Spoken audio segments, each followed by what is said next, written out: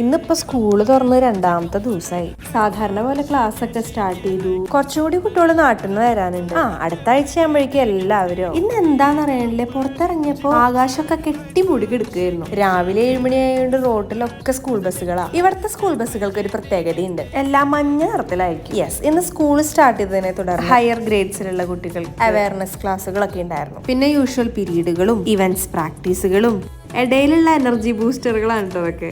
2:30 വരെയുള്ള സ്കൂളിന് ശേഷം ഡെയിലി റിപ്പോർട്ട് സബ്മിഷനും എല്ലാം കഴിഞ്ഞ് ബസ് കയറുമ്പോൾ 3:30 ഇന്നാണെങ്കിൽ വല്ലാണ്ട് ടയേർഡായിട്ടാണ് റിട്ടേൺ ആയത്. വല്ലാത്ത വിശപ്പും, അതുകൊണ്ട് കട്ട്ലറ്റും ഒരു പഴംപൊരിയും കഴിച്ച് വയറിനെ സമാധാനാക്കി. ഇതൊക്കെ കഴിക്കുമ്പോഴേ എനിക്കൊരാശ്വാസം. ഇതങ്ങനെ ഹെൽത്തിന് നല്ലതല്ല എന്നുണ്ടെങ്കിലും കഴിക്കുമ്പോൾ വല്ലാത്തൊരു മനസ്സുഖമാണ്. മനസ്സുഖം ഈസ് വെരി വെരി ഇമ്പോർട്ടൻറ്റ്. അങ്ങനെ വിശപ്പിന് ഒരു അറുതി കൊടുത്ത് പതുക്കെ അവിടെ നിന്ന് ഇറങ്ങി. അധികം നേരം ചായക്കടയിൽ ഇരുന്നാൽ ശരിയാവില്ല.